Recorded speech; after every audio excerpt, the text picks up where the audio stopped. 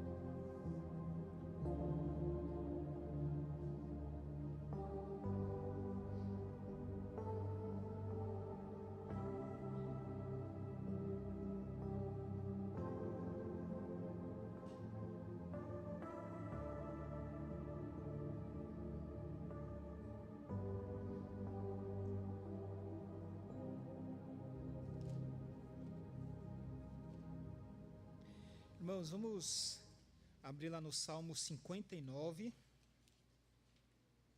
À medida que, se você puder, ficar de pé, por favor. Salmo 59. Obrigado, Cláudio. Vamos ler esse texto da palavra do Senhor. Dá para colocar, Kleber, aí o Salmo 59? Vamos todos ler juntos, tá certo, esse texto da palavra do Senhor. Salmo 59, tem aqui, e aí você pode estar espelhado aqui, ou, se você quiser ler na tua Bíblia também, tá certo? Você pode ler esse texto da palavra do Senhor. Salmo 59, a partir do versículo 1. Vamos lá?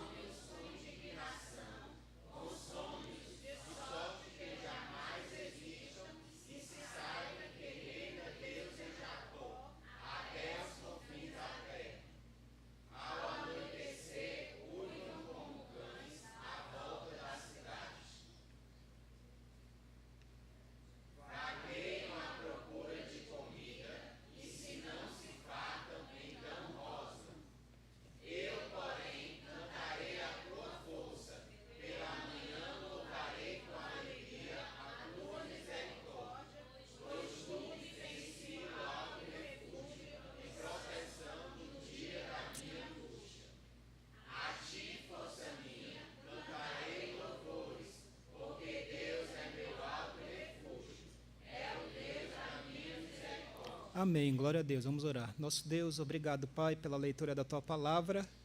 Senhor, Deus de misericórdia, nosso Deus de consolação. Pai, nós queremos nessa noite prestar este culto ao Senhor e pedimos que o Senhor seja glorificado em todas as coisas e que o Senhor se agrade da nossa vida também, Pai.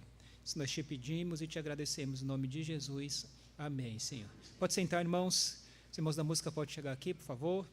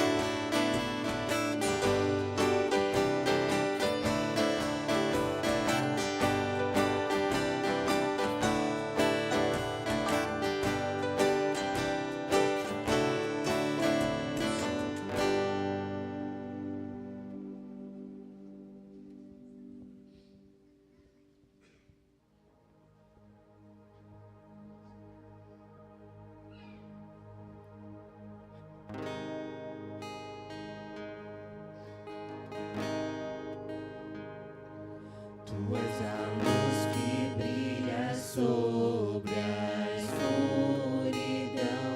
Tu és a paz que acalma todo coração.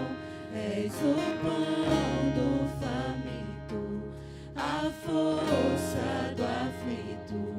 E nós somos teus pés e tuas mãos.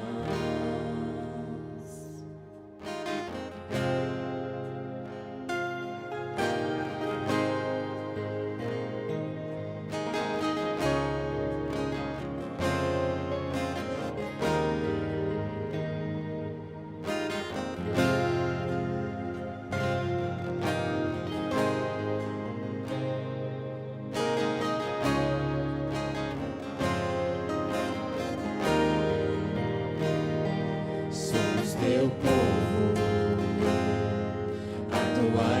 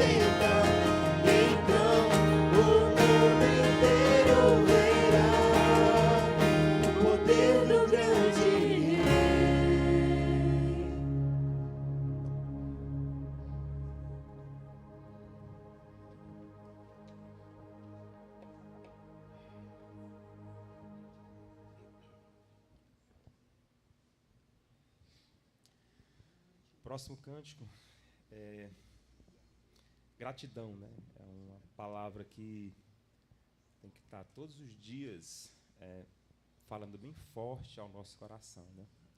Só ao acordarmos, ao levantarmos, apresentemos a Deus a nossa gratidão por assim acontecer, né? E agora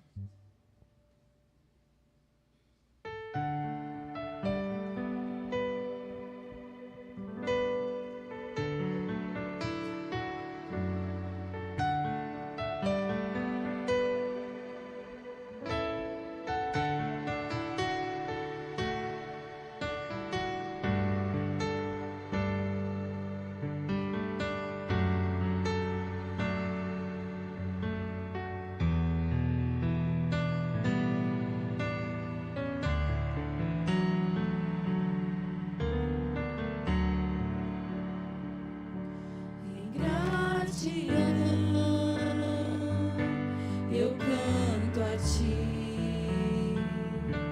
com coração, venho adorar, minha alma está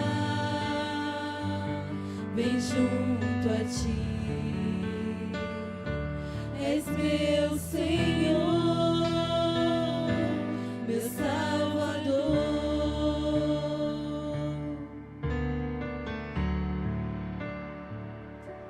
Em gratidão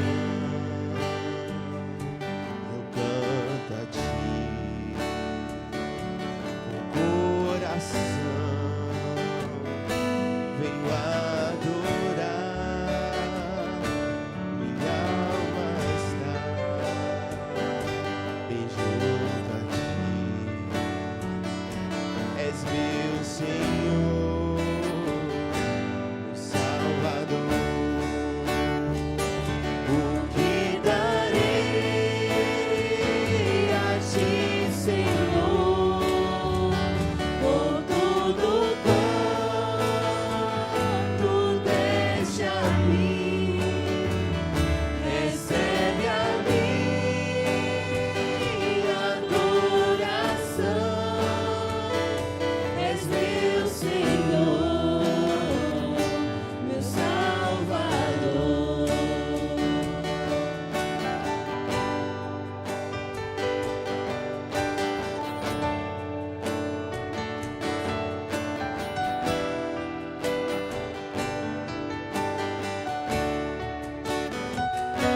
Em gratidão eu canto a ti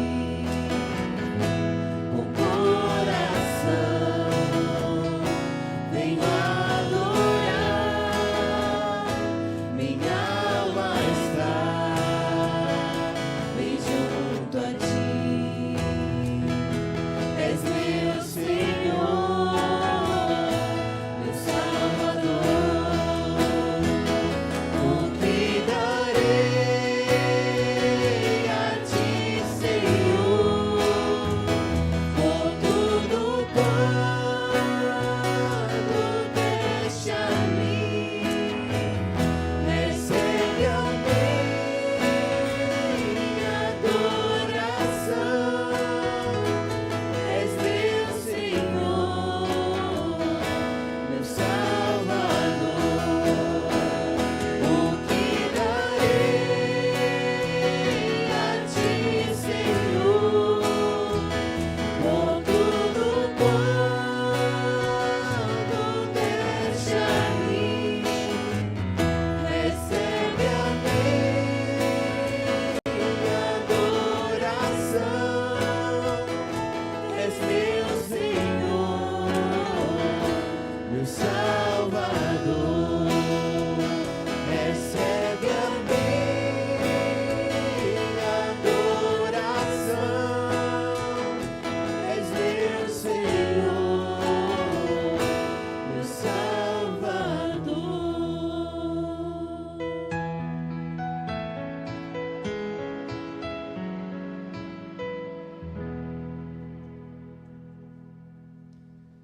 irmão Fábio pode vir aqui. Som. Boa noite. Irmãos, vamos ter algumas notícias do campo. Né? A missionária Marcela, né, ela mandou uma carta. Eles sempre mandam, né? Todo mês, às vezes toda semana. Ministério Bolívia, junho de 24. Salmos 143, versículo 8. Faz-me ouvir pela manhã da tua luz, pois em ti confio. Mostra-me o caminho por onde eu devo andar, porque a ti eleva a minha alma. Olá, queridos irmãos, que a graça do Senhor esteja com todos vocês. Meus amados irmãos, gostaríamos de esclarecer um ponto importante acerca do nosso ministério aqui no campo boliviano. Ano passado, estivemos no Brasil, visitando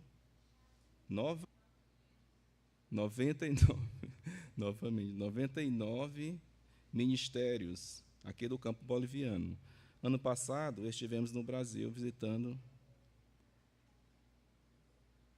99 igrejas, as quais ouviram sobre o nosso propósitos e planos de trabalho aqui neste campo. Ainda assim, se fez necessário explicarmos novamente, pois identificamos, por parte de alguns irmãos, informações equivocadas. O Senhor despertou em nossos corações o desejo de sermos plantadoras de igrejas. Nosso alvo é alcançar os 9 estados da Bolívia, fundando igrejas firmadas unicamente na palavra de Deus, o que é uma grande carência desta nação.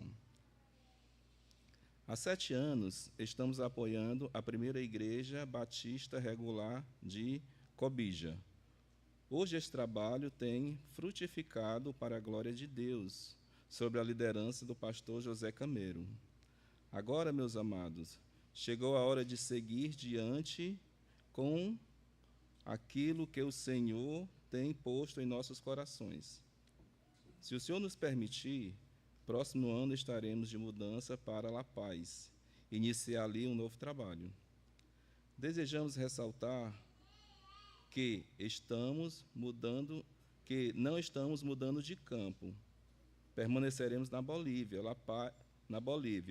La Paz é um estado que fica localizado na região centro-oeste do país.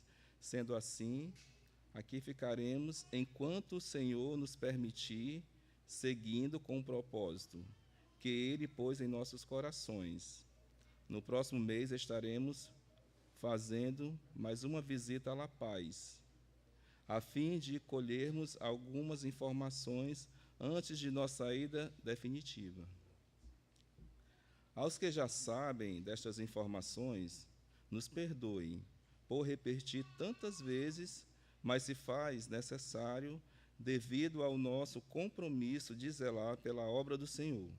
Esclarecer este assunto com transparência e clareza é parte do nosso zelo por esta obra.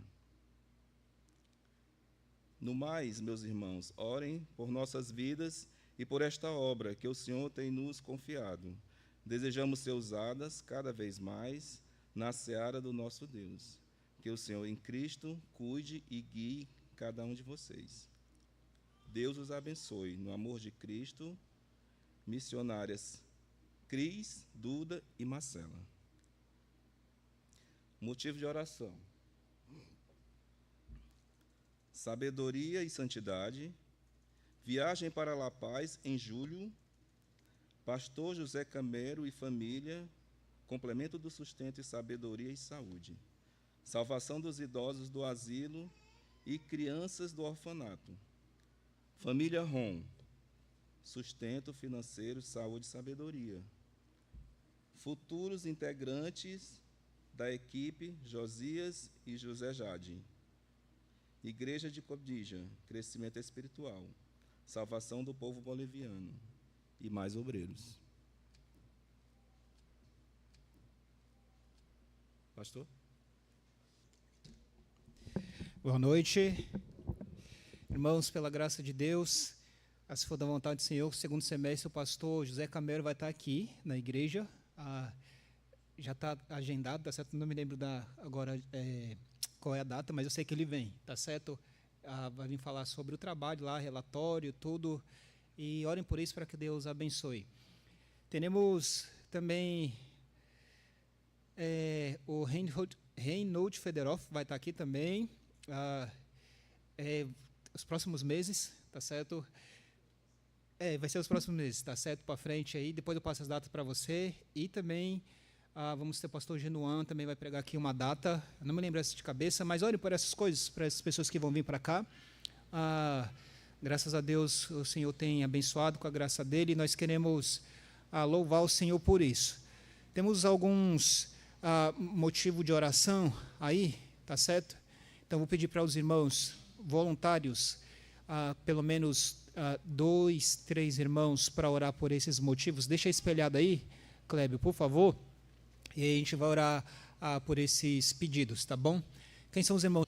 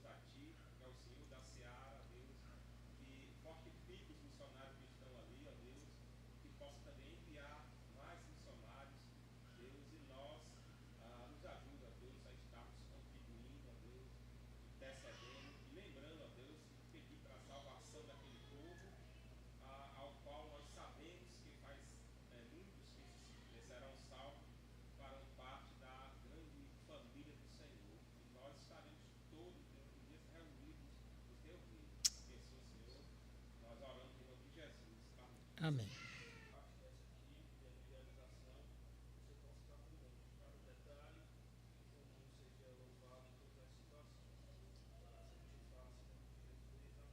Amém. Pode sentar, queridos, obrigado. Tem alguém que está visitando a gente pela primeira vez aqui? Ali, né? Quem é a Bi? Certo, Davi, seja bem-vindo, Davi. Gabriela, seja bem-vindo, viu? Prazer, satisfação, tá bom? Temos os avisos aí para passar?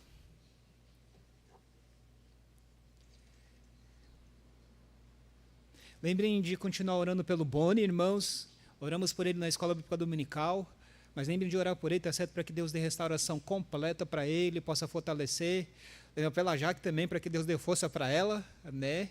Tá certo? Revigore as energias também dela, tá bom? Beck férias, né? Então, aí está nesse período agora de férias. A terça-feira passada foi o último. Quarta-feira nós temos o nosso coisas que nós servimos ao Senhor através do discipulado, estudo bíblico, visitações, tá bom? Toda quarta-feira, 19 horas, tem tido essas coisas aqui, evangelismo também aqui saindo da igreja, tá? Pode passar? Culto de oração na quinta-feira também. Tem sido um tempo muito bom de serviço ao Senhor. Pode passar? Lá no Couto Fernandes nós temos também evangelismo e culto, tanto às 18 quanto às 19 horas, tá bom? No final do culto, eu gostaria dos irmãos lá do Couto Fernandes, tá certo? Para a gente se reunir rapidinho.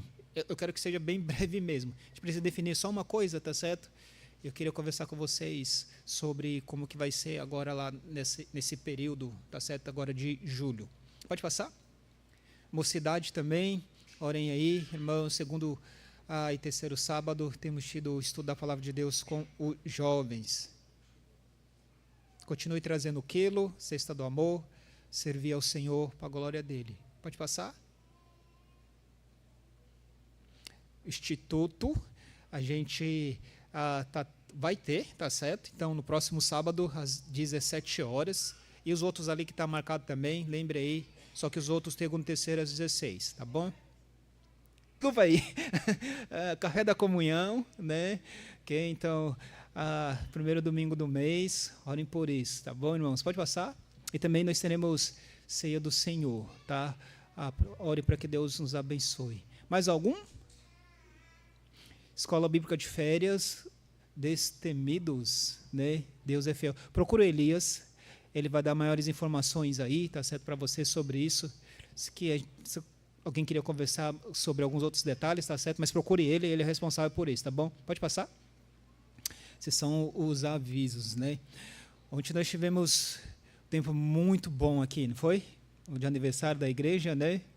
Graças a Deus foi um tempo abençoado, onde nós podemos comemorar, tá certo, aí 20 anos de igreja organizada, né? Mas já o trabalho já tem mais tempo do que isso. Deus seja louvado por isso. Hoje nós tivemos também uma escola bíblica dominical muito abençoada, irmãos. Foi uma coisa assim, estou com o coração muito alegre, radiante por aquilo que a gente pôde ver. A gente viu sobre membresia de igreja, a importância. Definimos algumas coisas no final da escola bíblica dominical. Creio se vingar, se for para frente, tá certo? Eu acho que a gente só vai crescer nisso, né? Mas foi uma alegria muito boa, tá bom? Talvez você vai receber alguém batendo lá na tua porta, tá certo?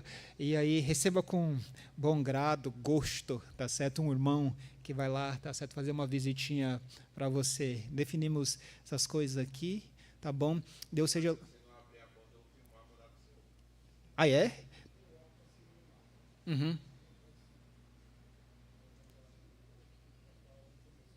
Uhum, uhum.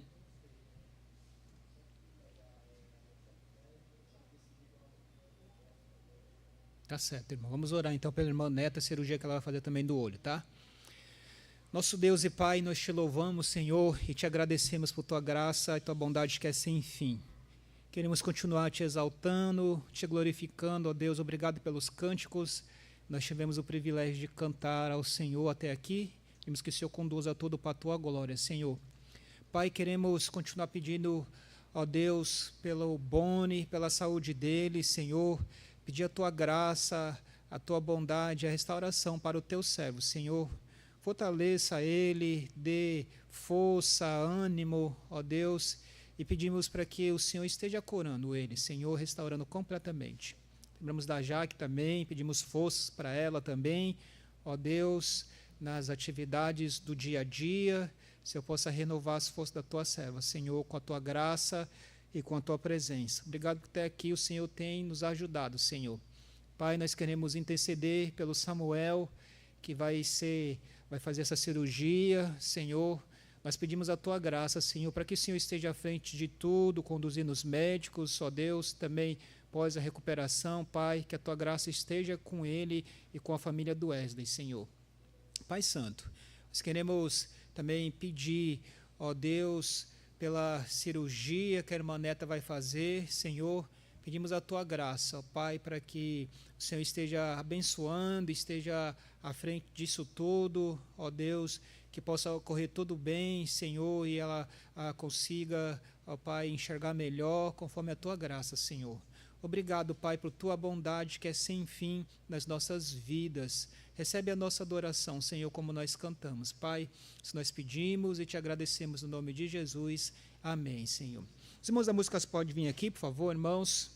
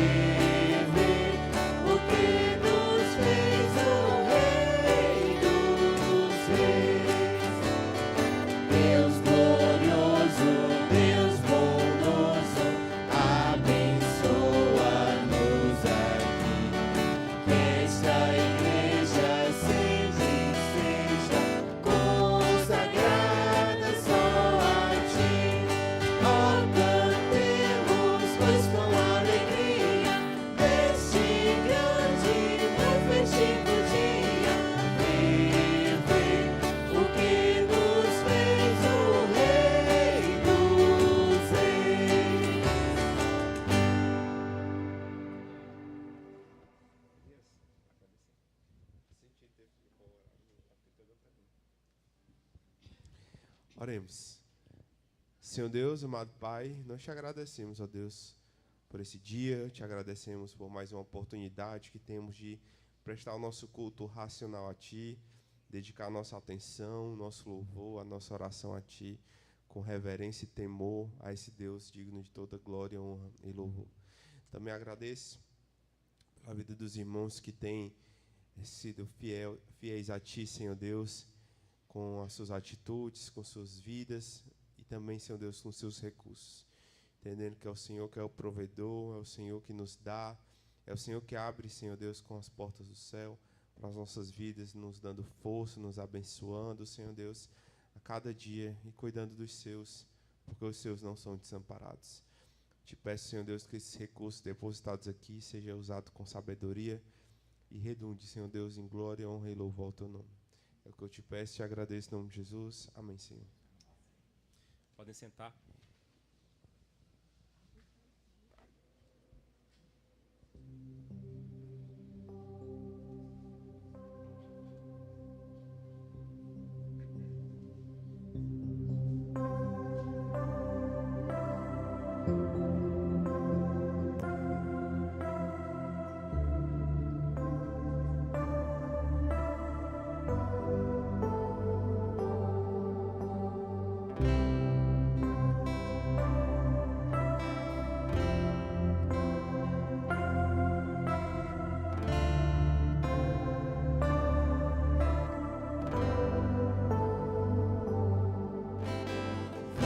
Sopra sobre nós teu sopro, reunidos neste ajuntamento, honra e santifica este momento, com a tua igreja que é o teu povo. Faz teu rio de paz correr no meio, deixes que por fé vem bendizer-te, e a uma voz oferecer-te seus louvores, súplicas e anseios. Tu és o Senhor de toda a glória, hoje e sempre como foste outrora, no correr da história, revelando seu amor. Deus bendito, Rei Salvador. Deus bendito, Rei Salvador.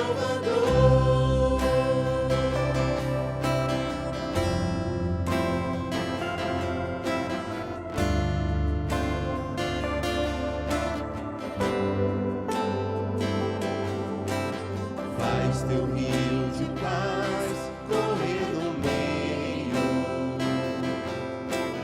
deixes que por fé vem bendizer-te, e a uma voz oferecer-te seus louvores, súplicas e anseios. Tu és o Senhor de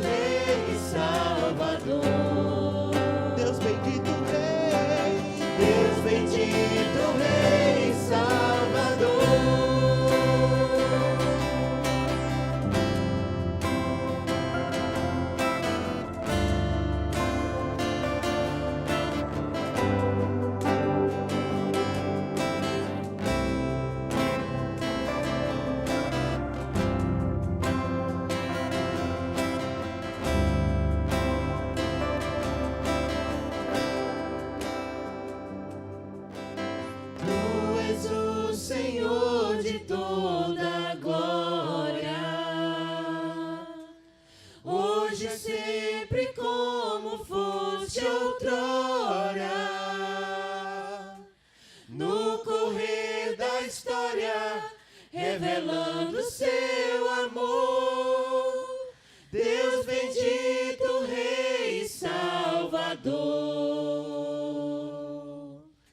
Deus bendito, Rei e Salvador.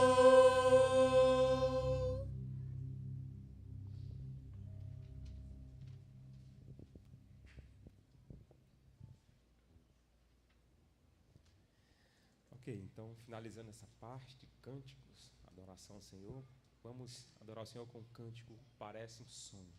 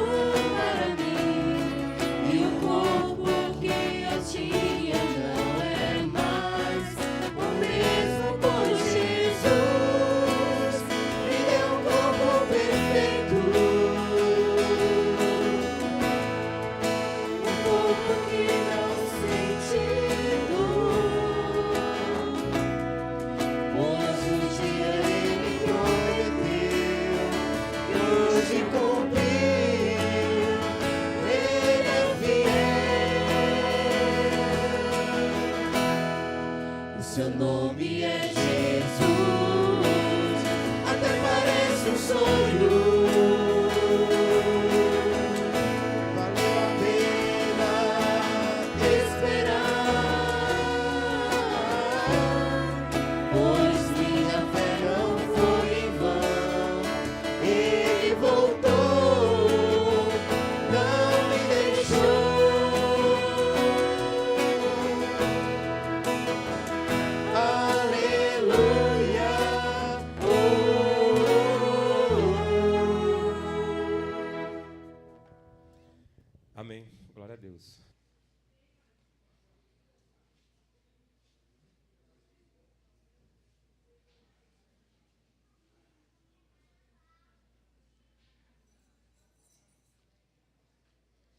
título do nosso estudo hoje é a defesa do apóstolo Paulo, Gálatas capítulo 1, versículo 13 a 24. Vamos estudar esse texto da palavra do Senhor, irmãos, na exposição que nós temos feito do livro de Gálatas. Vamos ler o texto a partir do versículo 10 até o versículo 24. Vamos ficar de pé, por favor, aqueles que puderem. Vamos ler esse texto da palavra do Senhor.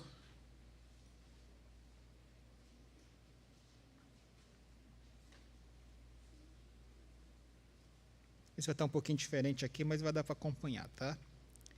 Gálatas capítulo 1, versículo 10 diz: Porventura procuro eu agora o favor dos homens ou de Deus? Ou procuro agradar a homens? Se agradasse ainda a homens, não seria servos de Cristo. Faço-vos, porém, saber, irmãos, que o evangelho por mim anunciado não é segundo o homem. Porque eu não recebi, nem o aprendi de homem algum, mas mediante a revelação de Jesus Cristo. Porque ouviste qual foi o meu proceder outrora no judaísmo, como sobremaneira perseguia eu a igreja de Deus e a devastava. E na minha nação, quanto ao judaísmo, avantajava-me a muitos da minha idade, sendo extremamente zeloso das tradições de meus pais.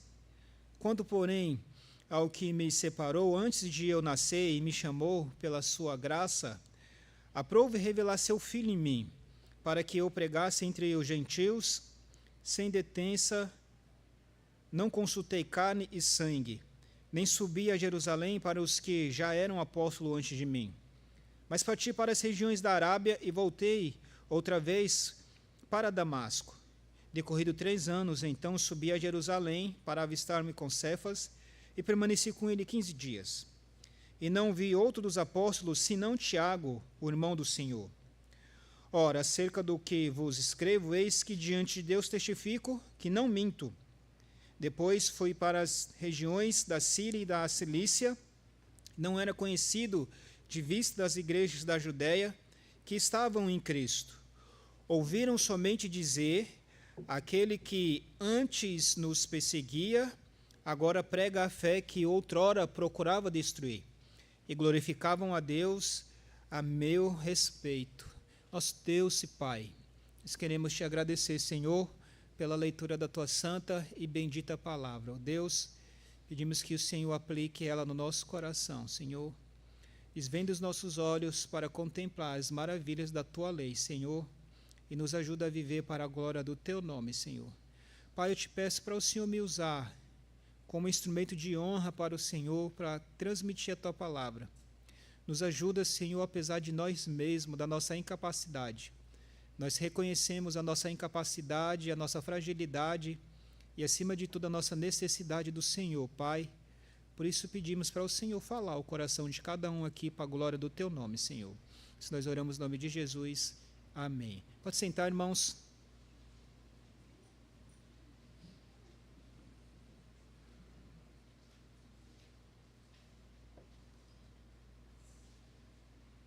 Gálatas foi uma das primeiras cartas escritas pelo apóstolo Paulo.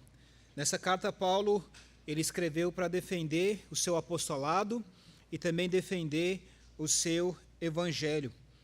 Os judaizantes, eles haviam invadido a igreja da Galácia, perturbando alguns crentes e pervertendo o evangelho do Senhor Jesus Cristo. Eles estavam fazendo isso acrescentando as obras da lei, irmãos, a fé que deve ser exclusivamente ao Senhor Jesus Cristo, e eles estavam dizendo que aquelas obras da lei era indispensável para a salvação. Ou seja, era necessário ter as obras da lei e a obra de Cristo na cruz para ser salvo. Paulo então vai defender o verdadeiro evangelho dizendo que não é dessa forma.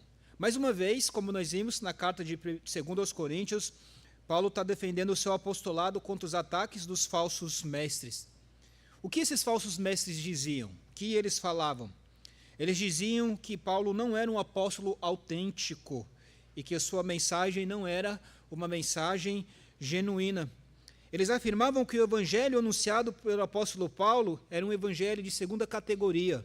Era um evangelho de segunda mão, que foi aprendido de homens, e que esse evangelho ele não foi recebido pelo próprio Deus, não veio diretamente do Senhor. Muito do que você vai ver na carta de Gálatas, eles vão dizer que este evangelho que Paulo está pregando aqui para eles era um evangelho de segunda mão, é um evangelho que foi aprendido dos homens. Então Paulo vai defender esse verdadeiro evangelho dizendo que não foi assim como eles estavam pensando. Nesse texto, Paulo vai usar 3 argumentos em defesa do seu evangelho, fazendo uma retrospectiva da sua vida. O que nós vamos perceber aqui é que Paulo vai fazer uma retrospectiva da vida dele mesmo e do evangelho que ele pregava. A lição que nós vamos aprender nessa noite, irmãos, é exatamente isso. Devemos fazer uma retrospectiva da nossa vida. Devemos fazer uma retrospectiva da nossa vida. De que maneira? De que maneira nós devemos fazer uma retrospectiva da nossa vida? 3 que eu quero destacar aqui dentro desse texto. Devemos fazer uma retrospectiva da nossa vida, lembrando que a nossa conduta antes da conversão era uma verdadeira guerra pessoal contra o Senhor Jesus Cristo. A primeira maneira que nós devemos fazer uma retrospectiva da nossa vida é lembrando que a nossa conduta antes de ser convertido, irmãos, era uma verdadeira guerra contra o Senhor Jesus Cristo. Paulo aqui nesse texto, ele começa fazendo a sua defesa voltando ao passado. Ele vai demonstrar como que era o seu comportamento anterior, quando ele era um crítico do evangelho do Senhor Jesus Cristo. Ele destaca logo de cara aqui, dentro do texto da palavra do Senhor, 2 aspectos que nós vamos considerar. Em primeiro lugar, o que nós aprendemos desse texto é que Paulo era um religioso fanático. Logo no início do versículo 13, diz: porque ouviste qual foi o meu proceder outrora no judaísmo. Ele começa esse texto falando da palavra proceder. Essa palavra proceder significa modo de vida, irmãos.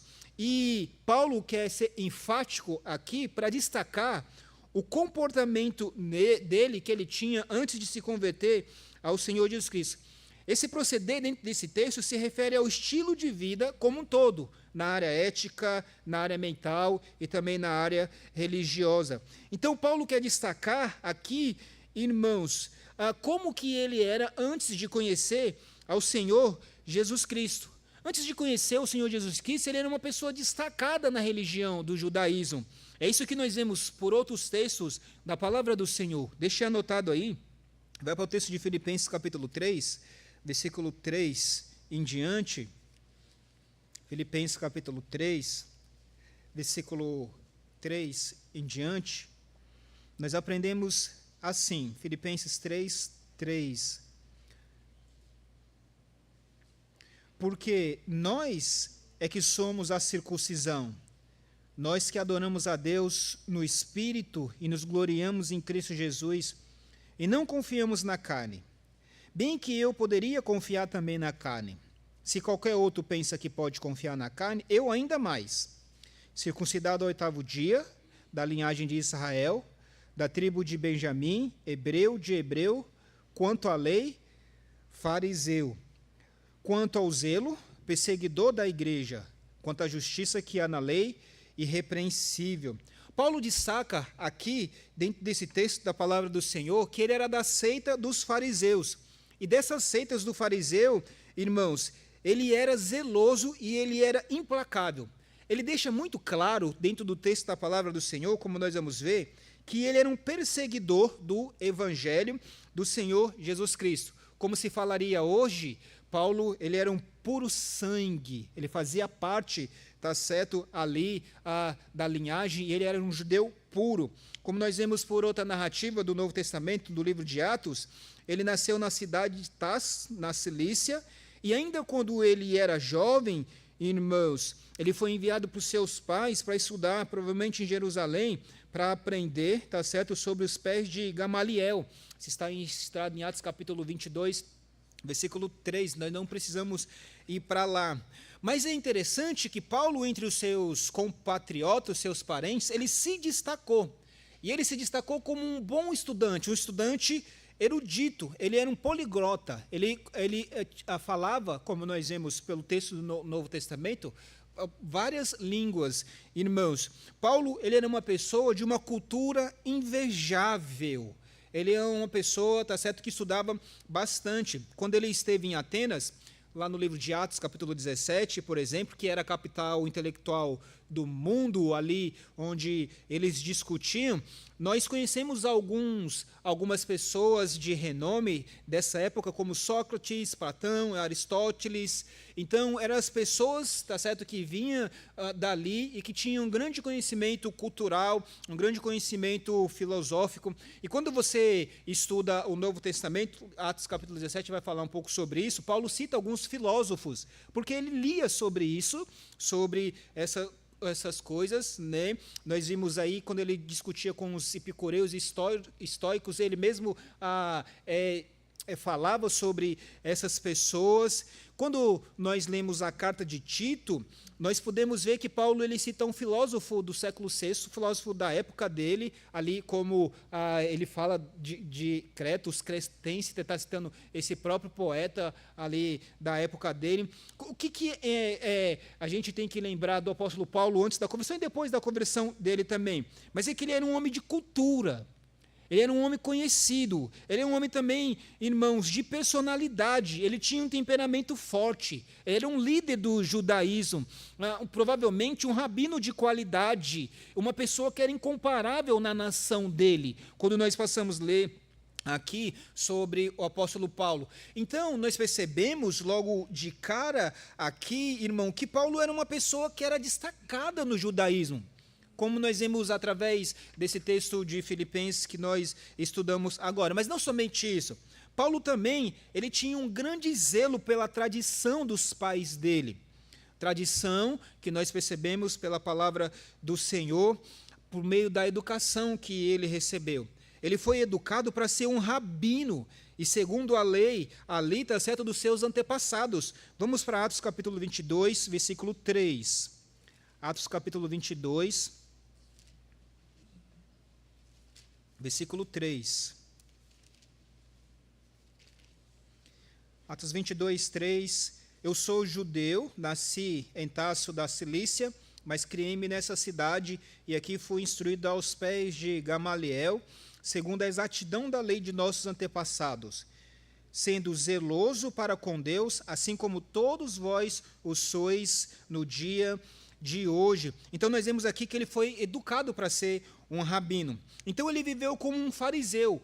E ele viveu como um fariseu de acordo com a seita mais severa da religião que eles tinham. Atos 26, versículo 5, fala sobre isso, irmãos. Então Paulo, ele era uma pessoa com grande conhecimento, um grande conhecimento teológico, uma pessoa estudada, irmãos, que aprendeu da tradição teológica dos seus pais, como nós percebemos pelo Novo Testamento, e tradição também não só dos seus pais.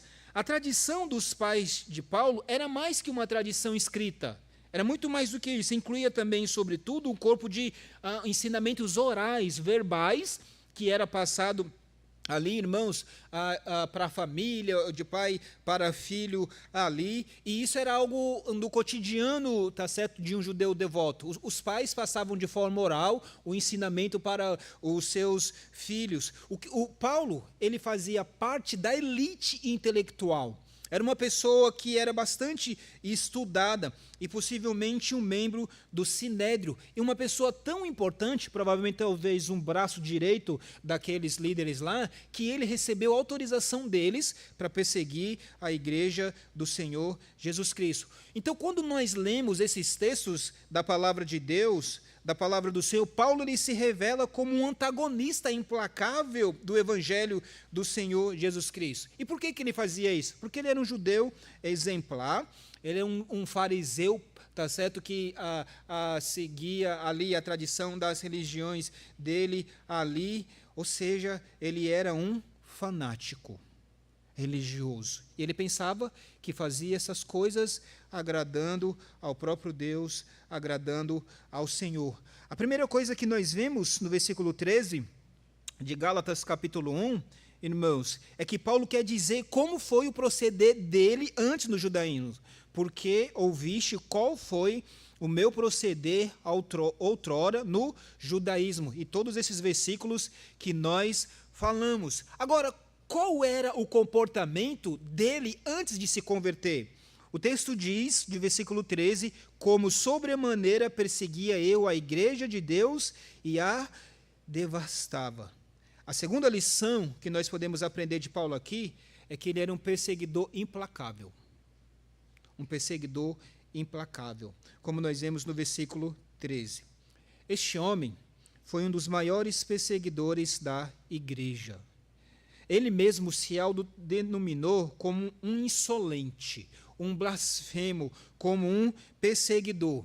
Em outro texto da palavra de Deus, ele se destaca como o menor dos apóstolos, porque ele destaca que nem era mesmo digno de ser chamado apóstolo do Senhor Jesus Cristo. E isso porque ele perseguia a igreja do Senhor Jesus Cristo. Paulo devastou a igreja de Jesus, ele assolou a igreja do Senhor, ele exterminou em Jerusalém aqueles que invocavam o nome do Senhor Jesus Cristo. Alguns autores dizem que ele era uma fera selvagem. Em que aspecto, em que sentido? Que ele respirava ameaças e mortes contra os discípulos do Senhor Jesus Cristo, de acordo com Atos capítulo 9, versículo 1. Ele perseguia aqueles que tinham fé no Senhor Jesus Cristo, e ele mesmo destaca que ele fazia isso, perseguindo eles até a morte, como nós vemos dentro de textos da palavra de Deus. Irmãos, Paulo não respeitava domicílios. Ele não respeitava casa, domicílios, irmãos, pois ele entrava nas casas e ele arrastava homens e mulheres para lançar eles na prisão. Atos capítulo 8, versículo 3, fala isso. Ele não poupava nem mesmo os lugares sagrados, porque eles entravam nas sinagogas também para castigar os crentes, forçando eles a blasfemar contra o nome do Senhor Jesus Cristo. Depois de lançar muitos servos do Senhor na prisão, irmãos, ele mesmo falava contra aqueles servos do Senhor, dando o voto dele, para que eles mesmos muitas vezes fossem perseguidos, e muitos deles até mesmo mortos, irmãos. Paulo perseguiu os cristãos, Paulo perseguiu a religião dos cristãos, e Paulo perseguiu o Deus dos cristãos. Paulo perseguia a igreja de Deus com violência e de forma cruel e selvagem, de forma intensa, com excesso, irmãos, e ele fazia isso continuamente. Quando eu estava estudando sobre isso aqui, eu estava pensando um pouquinho na graça de Deus, que foi demonstrada na vida desse servo do Senhor, como nós vamos ver no segundo aspecto. Mas quando você lê o livro de Gálatas, lá no capítulo que nós estamos lendo, irmãos, no versículo 13, ele vai destacar como é que ele perseguia a igreja de Deus. Ele deixa claro que ele perseguia a igreja de Deus, ele diz aí, sobremaneira perseguia eu a igreja de Deus. Essa expressão aqui, sobremaneira, significa literalmente além das medidas, ou de forma excessiva. Quando ele está destacando aqui, quando o autor está destacando isso dentro do texto, isso chama a atenção para o tremendo entusiasmo que ele tinha. E isso levava ele, irmãos, a perseguir a igreja do Senhor Jesus Cristo. Ele usou toda a força dele, toda a energia que ele tinha, toda a influência dele ali, como uma fera selvagem, irmãos, uma fera que ela se volta ali contra a presa dela. Para quê? Para devorar aquela presa, e assim ele fazia com os servos de Deus, com os servos do Senhor. E qual era o seu propósito? O seu propósito era devastar a igreja de Deus, exterminando os discípulos do Senhor Jesus Cristo. Essa a perseguição que ele fazia não era apenas uma perseguição violenta, era algo que era ao extremos, irmãos, era algo da forma mais sinistra possível ali. O que ele desejava não era somente perseguir. O que ele desejava também era devastar totalmente essa religião e essas pessoas. É o que nós observamos aqui no versículo 13. Como eu, sobremaneira, perseguia a igreja de Deus e a devastava. Esse termo devastar, aqui, irmãos, era usado muitas vezes pelos soldados na cidade. E essa palavra aqui significa destruir, significa pilhar. A ideia é que ele procurava essas pessoas para destruir, para pilhar elas ali, irmãos. Paulo faz essa descrição dele mesmo aqui, de início. Ele está se descrevendo e está descrevendo a conduta dele, irmão, antes da conversão. E como que era a conduta deste homem antes da conversão? Era uma conduta de uma verdadeira guerra pessoal contra o Senhor Jesus Cristo. Ou seja, Paulo nutria tão profunda rejeição pelo Evangelho que ele se tornara um inimigo mortal e um destruidor do cristianismo. É assim que ele se fala e ele se descreve de início aqui no versículo 13. Mas isso não está muito distante da gente, não. Não era assim? Que nós, diante do Senhor, também tínhamos a nossa conduta diante de Deus antes da nossa conversão? Nós não estávamos em guerra contra o Senhor Jesus Cristo também, mesmo que nós não perseguíamos o cristão, ou talvez alguns de nós, muitas vezes, tá certo, não abria muitas vezes a porta da sua casa para eles, ou para receber um versículo da palavra de Deus, ou não querendo saber da palavra do Senhor. Muitas vezes nós não agimos assim também. É assim que ele se descreve aqui inicialmente. Quando ele faz uma retrospectiva da vida dele, ele lembra que ele era um perseguidor. Ele não lembra que ele era um servo do Senhor. Ele lembra que ele era uma pessoa que estava contra Cristo. Ele não era uma pessoa que estava a favor do Senhor Jesus Cristo. Ele lembra que era uma pessoa que tinha rejeitado o Evangelho do Senhor Jesus Cristo. Por isso, irmãos, lembre-se, qual era a nossa conduta antes da nossa conversão? E a nossa conduta antes da conversão era guerra contra Deus. A palavra de Deus diz que nós estávamos em inimizade contra o Senhor e contra o Senhor Jesus Cristo. Nós devemos fazer uma retrospectiva de lembrar quem nós éramos antes de Cristo, antes da nossa salvação. E é isso que ele faz aqui, tá certo? Relembrando quem ele era diante de Deus. Devemos fazer uma retrospectiva da nossa vida diariamente, lembrando quem nós éramos. Nós éramos pessoas rebeldes, que estávamos em rebeldia e rebelião contra o nosso Senhor Jesus Cristo. Mas não somente isso. Devemos fazer uma retrospectiva da nossa vida, lembrando que a transformação ocorrida na nossa vida foi causada por causa do milagre de Deus. Nós não apenas temos que lembrar que nós éramos perseguidor e que nós éramos contra Cristo. Nós temos que lembrar que a transformação que aconteceu na nossa vida foi uma transformação que foi causada pelo milagre de Deus na nossa vida.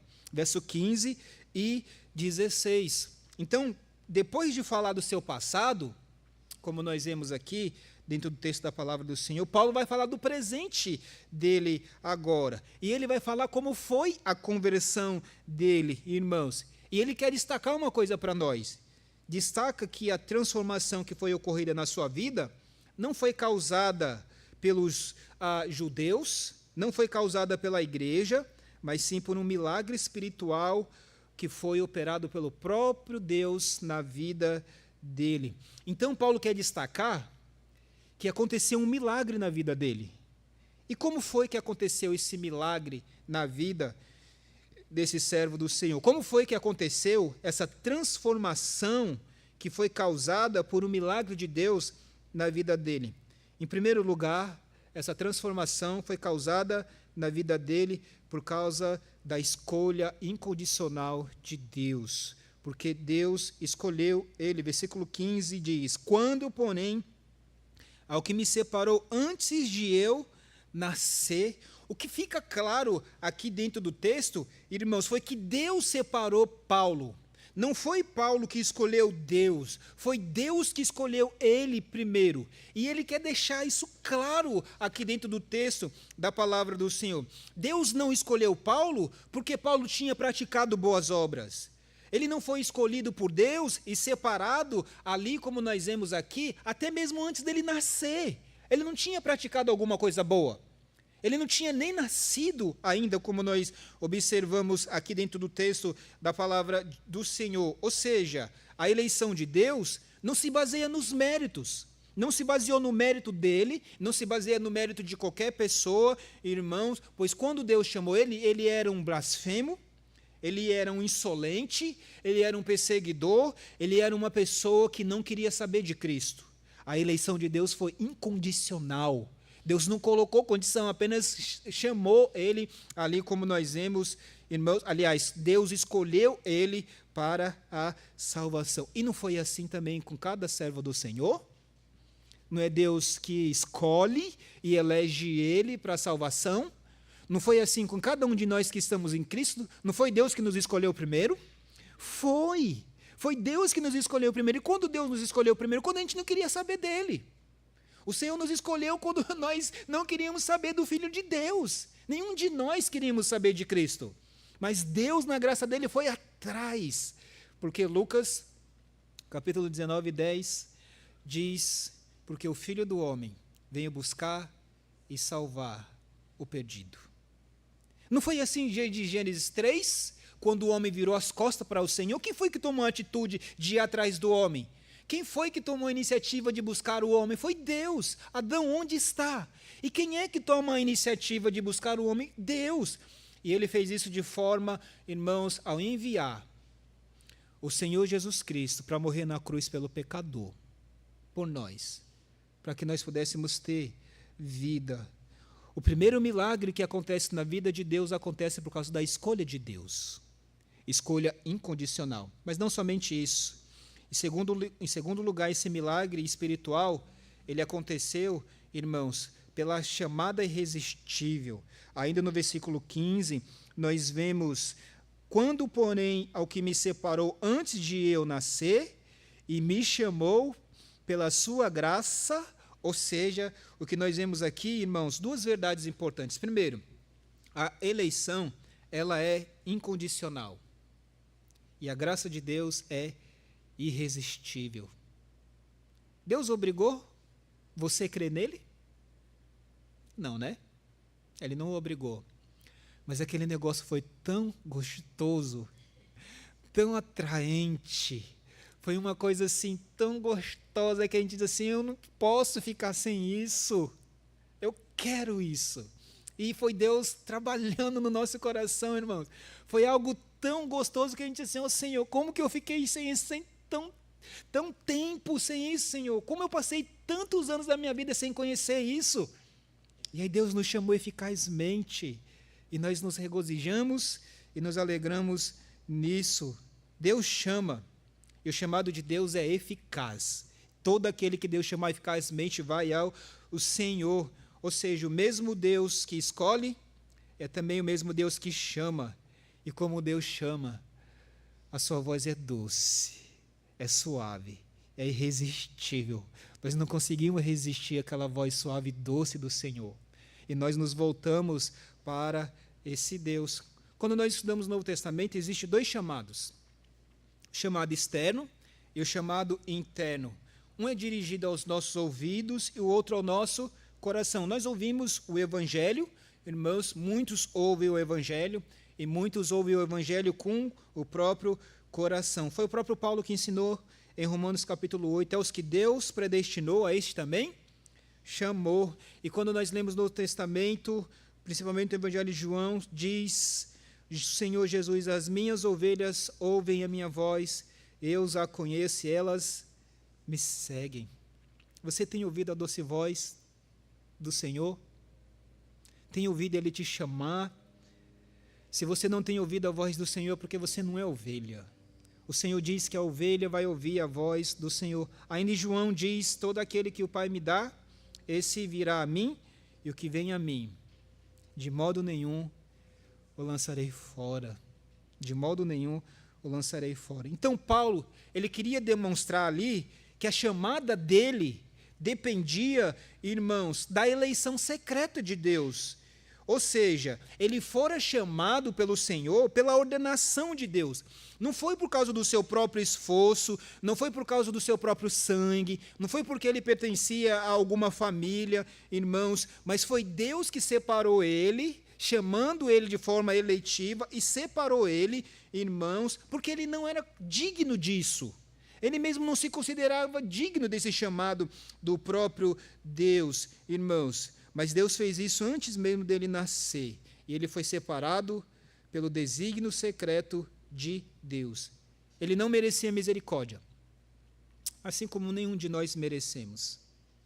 Ele também não pedia misericórdia para o Senhor, como muitos de nós também não pedimos. Mas a misericórdia foi ao seu encontro, e a graça o chamou. Louvado seja o Senhor por isso. Ou seja, Deus transformou a vida dele de forma espiritual pela chamada irresistível. Irmãos, como que o Senhor fez isso? O Senhor fez isso através da revelação sobrenatural do próprio Deus para ele mesmo. Nós vemos aqui, no versículo 15 e no versículo 16, ainda, irmãos, no finalzinho. Vamos ler o versículo 15 e 16. Quando, porém, é o que me separou antes de eu nascer e me chamou por sua graça, quero destacar essa parte, aprouve revelar seu Filho em mim. Ou seja, Deus revelou Jesus para o apóstolo Paulo. E essa revelação não foi apenas no nível intelectual, mas, sobretudo, foi no nível experimental. Foi no nível de relacionamento. Quando Paulo teve essa experiência, ele teve essa experiência com o Senhor no caminho de Damasco, e essa experiência mudou a vida do servo do Senhor. Irmãos, a experiência que nós temos tido por revelação do Senhor, por meio da palavra dele, tem que mudar a nossa vida. Tem que mudar a nossa vida. Se não está mudando a revelação de Jesus Cristo na nossa vida, a nossa experiência ela não tem sido genuína. Porque quando Paulo teve uma experiência com o Senhor Jesus Cristo, quando o Cristo ressurreto falou a ele ali, aquele quem ele perseguia, sabe o que foi que aconteceu? Uma transformação de vida. Quando Jesus Cristo apareceu verdadeiramente para ele, e ele passou a conhecer Cristo verdadeiramente, houve uma transformação de vida, houve uma transformação de pessoa. Não era mesmo a mesma pessoa, era outra pessoa agora que tinha visto o Senhor Jesus Cristo e tinha mudado a vida dele, irmãos. Então, nós vemos aqui que a salvação dele foi por uma revelação sobrenatural, e isso mudou o viver dele. Como nós vamos perceber, dentro da palavra do Senhor, quando Paulo conhece o Senhor Jesus Cristo, há mudança de vida. Houve uma mudança de vida de um perseguidor, uma pessoa que estava perseguindo, para ser uma pessoa perseguida. Houve uma pessoa que perseguia a igreja, mas uma pessoa que vai começar a pregar, a falar desse Senhor Jesus Cristo. Como nós vamos ver dentro dos textos da palavra do Senhor. Por que Paulo perseguia Cristo? Porque na cabeça dele, como ele mesmo diz, ele estava julgando prestar um culto ao Senhor, tributar culto a Deus, mas também porque ele entendia que Jesus ele era um impostor, como nós vemos no texto de 2 Coríntios, e esse aqui também de Gálatas. Agora que os olhos dele foram abertos, irmãos, ele passou a enxergar Jesus não como um charlatão, mas agora como o Messias, o Filho de Deus, o Salvador do homem. Essa visão que ele tem agora do Senhor Jesus Cristo. O mesmo Senhor Jesus Cristo que ensinou aqui na terra, também foi o mesmo Senhor Jesus Cristo que ensinou o apóstolo Paulo do céu. Então, Paulo quer deixar claro para aquelas pessoas que o ensinamento que ele tinha não era dele. O ensinamento que ele tinha, que ele estava passando para aquela igreja, é um ensinamento que ele recebeu.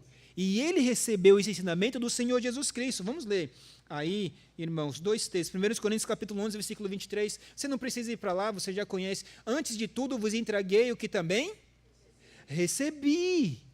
Ele estava entregando para ele aquilo, está certo, que ele tinha recebido. Agora, 1 Coríntios 15, 3, eu quero que tu abra lá. 1 Coríntios 15, 3. Também a gente só vai ler parte do versículo. 1 Coríntios capítulo 15, falando do Evangelho. Irmãos, 1 Coríntios capítulo 15, versículo 3, só a parte início do versículo: antes de tudo vos entreguei o que também recebi. Percebe? Paulo, ele está entregando para aquela igreja aquilo que ele recebeu. Não se originou nele mesmo, como nós vimos em outras mensagens, irmãos. Essa revelação foi uma revelação sobrenatural. Não apenas aconteceu perante os olhos dele, mas essa revelação da palavra de Deus, do próprio Senhor Jesus Cristo se revelando para ele, foi algo que transformou o seu coração e foi algo que transformou a sua vida, irmãos, que transformou esse servo de Deus ali que era perseguidor, mas agora, irmãos, teve uma transformação. Lembra? A transformação ocorrida na nossa vida, ela ocorreu por causa de um milagre de Deus. Porque Ele operou no nosso coração. Porque Deus nos elegeu. Porque Deus nos chamou. Porque Deus nos transformou. Irmãos, quando nós fazemos uma retrospectiva da nossa vida, nós temos que lembrar. Foi a graça de Deus que nos alcançou eficazmente. Em Cristo Jesus. Aprove ao Senhor revelar a nós o Senhor Jesus Cristo pela graça e a bondade dEle. Porque nós não queríamos saber do Senhor Jesus Cristo, não. E Ele se revelou para nós, irmãos. Agora, nós não queríamos saber de Deus. E nós não queríamos saber do Senhor Jesus Cristo. Deus se revelou a Ele, se revelou a nós de uma forma sobrenatural, nos chamando. Agora, para quê? Para quê que o Senhor, Ele fez isso? Irmãos, terceiro ponto que eu quero destacar: nós devemos fazer uma retrospectiva da nossa vida, lembrando que Deus nos separou para pregar o Evangelho. Deus nos separou para pregar o Evangelho. Verso 16 a 24. Ou seja, depois de falar do seu passado como perseguidor da igreja e do seu presente como um homem que Deus revelou o Senhor Jesus Cristo, agora Paulo vai destacar que Deus se revelou a ele e comissionou a ele para proclamar o Senhor Jesus Cristo para as pessoas. Irmãos, aqui no versículo 16 até o versículo 24, Paulo ele vai destacar como foi a convocação de Deus para servir ao Senhor, irmãos. Qual é o propósito de Paulo? O propósito de Paulo, irmãos, é se defender da acusação de que ele não era um apóstolo legítimo do Senhor Jesus Cristo. E qual é o seu argumento?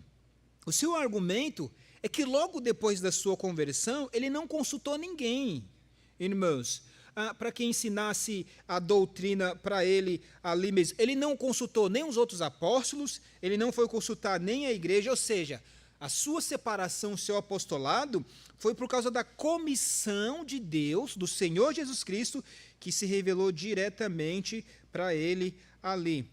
Quando o próprio Senhor Jesus Cristo se revelou a ele, e ele teve aquela experiência íntima com o Senhor Jesus, qual foi a atitude do apóstolo Paulo?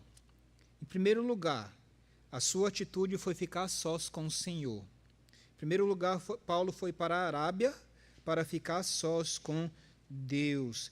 Versículo 16 e 17 diz, versículo 16, no versículo final do versículo 15, aprove revelar seu filho em mim, para que eu pregasse entre os gentios, sem detença, não consultei carne e sangue, como o texto diz aí, irmãos, nem subi para Jerusalém para os que eram apóstolos antes de mim, mas parti para as regiões da Arábia. Irmãos, quando ele diz nesse versículo aqui, não consultei carne e sangue, isso é uma expressão, tá certo, para falar dos seres humanos.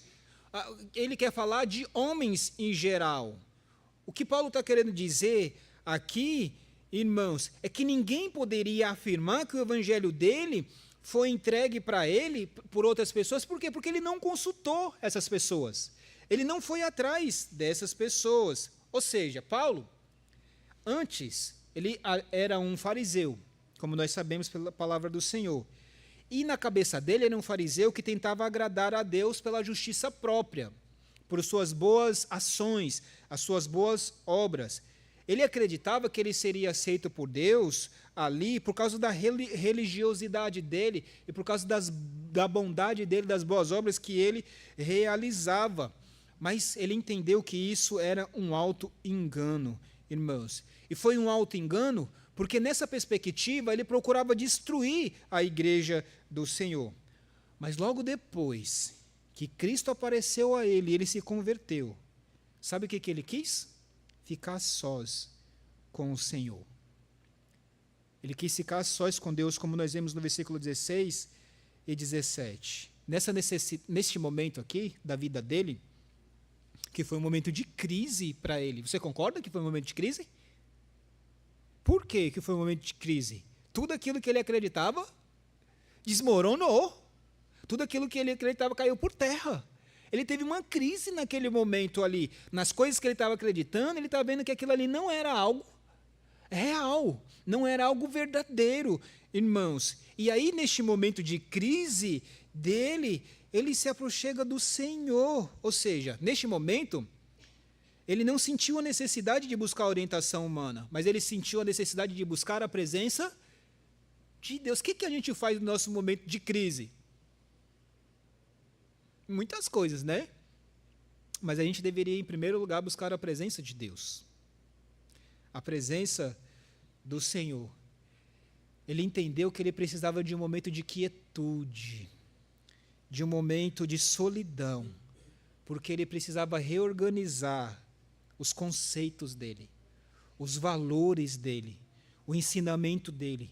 E assim que nós precisamos também, irmãos, nós temos que ter um momento de quietude diante do Senhor. Nós precisamos reorganizar os nossos pensamentos muitas vezes, os nossos valores muitas vezes. Nós precisamos reorganizar a nossa crença muitas vezes, se é bíblica, verdadeiramente. Irmão, se está de acordo com a palavra do Senhor, nós precisamos ficar sós com Deus, com o Senhor. Nós precisamos conversar com esse Deus. Neste momento da vida dele, ele não sentiu a necessidade de orientação humana, mas sim da presença de Deus, da presença do Senhor. Paulo passou cerca de 3 anos na Arábia, fazendo um seminário intensivo com o Senhor Jesus Cristo. E sabe o que era a Arábia? A Arábia não era uma praia bonitinha, não. Era um deserto lá, irmãos, tá certo? Onde ele estava com o Senhor Jesus Cristo. E ali naquele momento, ele teve comunhão com Deus. O Deus que se comunica ao homem estava neste momento de 3 anos ali, ou seja, lembra quanto tempo que Jesus passou aproximadamente com seus discípulos? Os 12, aproximadamente 3 anos, 3 anos e meio. Agora ele investe 3 anos na vida do apóstolo Paulo, como chamado fora de tempo, estudando o Antigo Testamento, estudando a palavra de Deus, e aí isso fortalecendo o coração dele, abrindo os olhos dele, e ele entende quem é esse Jesus. E quando você volta, irmãos, para o livro de Atos, você vê que a pregação dele, muitas, volta para o Antigo Testamento, da palavra de Deus, da palavra do Senhor. O que nós vemos então aqui, irmãos, é que primeiramente Paulo ele foi ficar sós com o Senhor. Não somente isso. Quando Paulo se converteu e ele passou um tempo ao Senhor, o que ele foi fazer? Ele retornou a Damasco. E ele retornou a Damasco para corrigir alguns erros que ele havia praticado no passado. Versículo 17 diz, aí no finalzinho, depois desse período das regiões da Arábia, e voltei outra vez para Damasco. Lembra quem era Paulo antes da conversão dele? Era como uma fera selvagem, que buscava as pessoas para destruir. Qual era o propósito dele agora, irmãos? O propósito dele para ir em Damasco era de que, antes da conversão, na verdade, quando ele achasse alguém que era do caminho, homens ou mulheres, ele queria levar eles para Jerusalém, tá certo, preso. Antes da conversão dele, quando ele estava em Damasco, ele queria fazer isso. Agora você imagine aquelas pessoas em Damasco, olhando aquele homem que tinha perseguido pessoas e que fazia muitas coisas que não agradavam aos... Aquelas pessoas que viviam em Damasco, elas conheciam Paulo. Elas conheciam o apóstolo Paulo, elas conheciam ele como o quê? Perseguidor. Uma pessoa que chegou aqui para fazer mal para a gente, irmãos. Mas agora, ele era como uma fera selvagem, como eu destaquei aqui. Mas agora essa pessoa foi domada. Ele foi domada pelo Senhor, quando ele ouviu a voz do Senhor: Saulo, Saulo, por que me persegues? Aquele touro bravo agora estava caído, vencido e subjugado. O maior perseguidor do cristianismo, irmãos, fora convertido ao Senhor. Muitas vezes não é assim na nossa vida também, irmãos. Muitas vezes Deus precisa fazer a gente cair do cavalo, não precisa? Para a gente aprender algumas lições difíceis.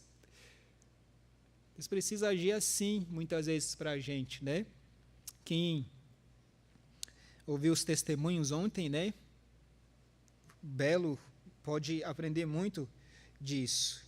Mas o que nós vemos aqui é que o maior perseguidor do cristianismo, ele fora convertido ao Senhor. Logo depois da conversão, ele foi batizado, se revestiu do Senhor Jesus Cristo, e sabe o que foi que aconteceu? Ele passou a pregar o Senhor Jesus Cristo nas sinagogas, onde ele ia para perseguir as pessoas. Já pensou? Atos 9, versículo 20, vamos ler? Atos capítulo 9, versículo 20. E logo pregava nas sinagogas a Jesus, afirmando que ele é o Filho de Deus. Irmãos, nós vemos agora Paulo pregando ao Senhor Jesus, afirmando que ele é Filho de Deus. Então, a tese de Paulo é que nos primeiros 3 anos depois da sua conversão, tempo depois que ele recebeu o conteúdo doutrinário, ele passou a ensinar, irmãos. Ou seja, ele não tinha recebido contato com nenhum ser humano, mesmo aqueles que já eram apóstolos deles. Então, a tese dos críticos, de que Paulo tinha recebido o evangelho dele de terceira categoria, de terceira linha, de terceira categoria, não era verdade. O que os críticos estavam dizendo: olha, você recebeu esse evangelho de homens. Nós vemos aqui, irmãos, que a tese deles não era verdadeira, era apenas falácia de pessoas que estavam querendo fazer mal ao servo de Deus, ao servo do Senhor. Então, Paulo, ele vai lá para Damasco para corrigir algumas coisas do passado dele, como foi possível. Mas não somente isso. Nós vemos também que Paulo foi para Jerusalém, irmãos. Nós vemos isso a partir do versículo 18 até o versículo 20. Nós vemos o versículo 18 começando o seguinte: decorrido 3 anos, então subi para Jerusalém para avistar-me com Cefas e permaneci com ele 15 dias. Vamos ler logo o 19. E não vi outro dos apóstolos, senão a Tiago, o irmão do Senhor. Paulo, ele foi para Jerusalém. E qual foi o propósito dele aqui? Para ir a Jerusalém. O propósito dele foi para avistar Pedro. Quem era Pedro? O líder da igreja de Jerusalém. Por que Paulo foi para lá, para ir para Jerusalém e para visitar Pedro?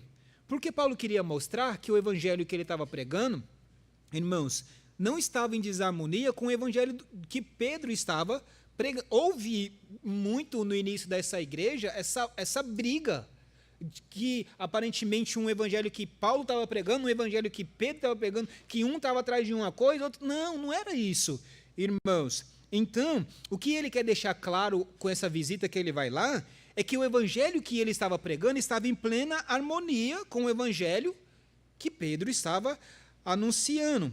Quando nós vemos aí no versículo da palavra do Senhor, que ele diz que foi avistar, para avistar-me com Cefas, Cefas aqui é Pedro, essa ideia traz o sentido, tá certo, de conhecer uma pessoa. Paulo foi ali, irmão, visitar o apóstolo por vontade própria dele. Ele foi para conhecer Pedro. Ou seja, Paulo sabia da palavra que ele anunciava e ele queria conhecer Pedro também, tá certo, pessoalmente, como nós vemos pelo texto da palavra do Senhor. Mas quanto tempo que ele passou lá? 15 dias.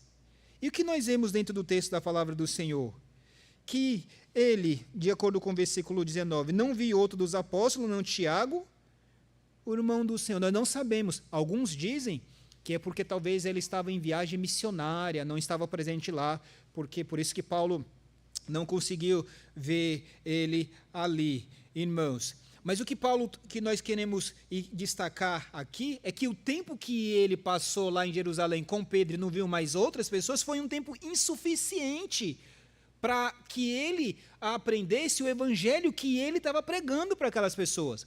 O argumento aqui, irmãos, é que ele não foi influenciado por homens. Ele não recebeu esse evangelho de homem. O tempo foi insuficiente. Ele recebeu esse evangelho inicialmente do Senhor. E o que ele foi fazer com esse evangelho, irmãos? Ele foi anunciar a palavra de Deus, ele foi pregar esse evangelho. Então era ridículo aquelas pessoas dizer que ele tinha recebido o evangelho deles, dos apóstolos de Jerusalém. Muitos deles nem estavam lá. E ele só passou 15 dias com Pedro.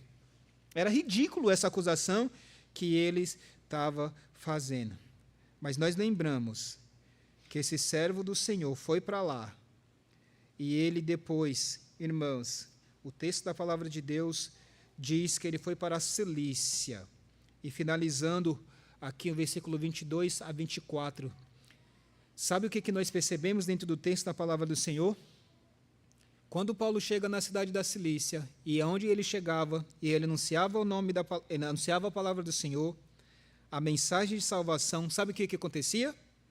Aquilo era motivo de glória ao nome do Senhor Jesus Cristo nas igrejas da Judéia. Nós vemos isso a partir do versículo 21 e 22. Depois fui para as regiões da Síria e da Cilícia, e não era conhecido da vista das igrejas da Judéia que estavam em Cristo. Ouviam somente dizer aquele que antes nos perseguia, agora prega a fé que outrora procurava destruir. E glorificavam a Deus a meu respeito. Paulo então está fechando o seu argumento aqui, dizendo que ele não aprendeu a sua mensagem de homem algum, nem daqueles que eram apóstolos dele que já estavam em Jerusalém, mas ele recebeu inicialmente do Senhor Jesus Cristo. Ele teve uma vida transformada pelo Senhor Jesus Cristo, e ele demonstrou isso na prática, anunciando e pregando a palavra de Deus. E o que as pessoas faziam? Glorificavam o Senhor Jesus Cristo por causa da conversão dele e por causa da pregação da palavra de Deus. Eu acho que cabe aqui uma reflexão para nós. As pessoas estão glorificando a Deus e ao Senhor Jesus Cristo por sua presença e a pregação da palavra do Evangelho? Quando de fato elas olham para você, elas percebem o que de você? Que você é um pregador do Evangelho, realmente um servo do Senhor Jesus Cristo, que está pregando a palavra dele e glorifica o nome do Senhor Jesus Cristo. As pessoas veem mudança na sua vida. Aquelas que te conheciam antes, elas te conhecem hoje como? Como? Estava falando nessa semana, lá no meu grupo de estudo bíblico, sobre uma situação de uma pessoa que viu um amigo dele depois de longos anos, né? E o amigo dele estava falando, olha, fulano de tal, tudo, você... Aí ele dizia assim, olha, eu não sou mais aquela pessoa. Aquela pessoa morreu. Aí ele, como aquela pessoa morreu? Estou aqui, não está me vendo na tua frente.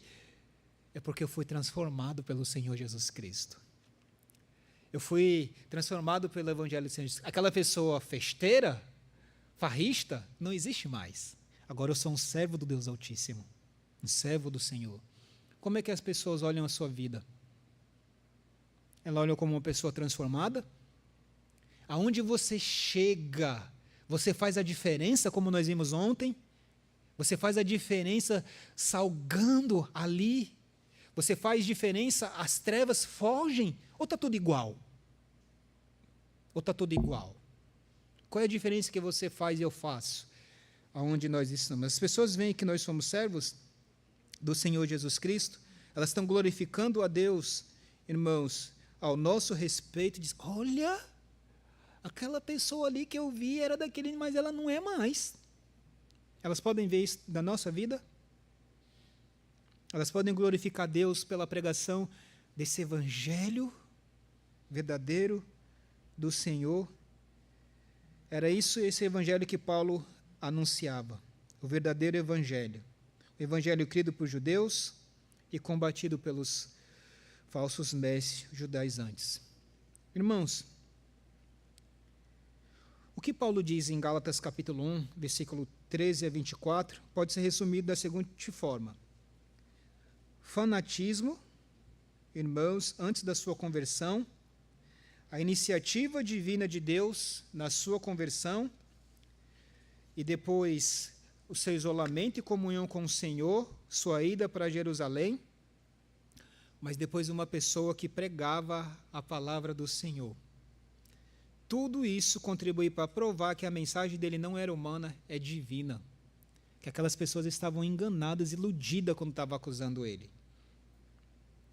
Quem nós éramos? Quem nós éramos? Lembre-se que a nossa conduta antes da conversão era de guerra pessoal contra o Senhor Jesus Cristo. Quem nós somos? Quem nós somos? Lembre-se que a transformação ocorrida na nossa vida foi causada por milagre de Deus. Cada conversão é um milagre de Deus na nossa vida. O que nós temos? Nós temos um grande tesouro, irmãos, que é o Evangelho do Senhor Jesus Cristo. Lembre-se que Deus nos separou para pregar esse Evangelho. Você que tem aqui o nome de cristão, está em Cristo.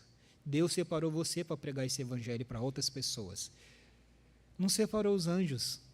Podia fazer, Ele separou você, eu, nós, pecadores. Nós devemos fazer, sabe o que diante disso?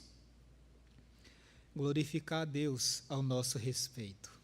Não é verdade? Glorificar ao Senhor. Precisamos ter um tempo de quietude, para que nós possamos reorganizar nossa mente, os nossos conceitos e os nossos valores. Nós devemos glorificar a Deus pela transformação que Ele fez e faz na minha vida e pela transformação que Ele tem feito na vida de muitas pessoas. A esse Deus toda a honra e toda a glória. Oremos. Senhor, nós só temos que te agradecer, louvado seja o teu nome, obrigado pela transformação que o Senhor fez na nossa vida. Pai Santo, nós queremos pedir para que o Senhor transforme cada coração aqui nessa noite, Senhor, trazendo salvação e santificação, Senhor, para a glória do teu nome, Pai. Pai, nos dê uma boa semana, que possamos anunciar o nosso Senhor Jesus Cristo. Nós te agradecemos em nome de Jesus. Amém, Senhor.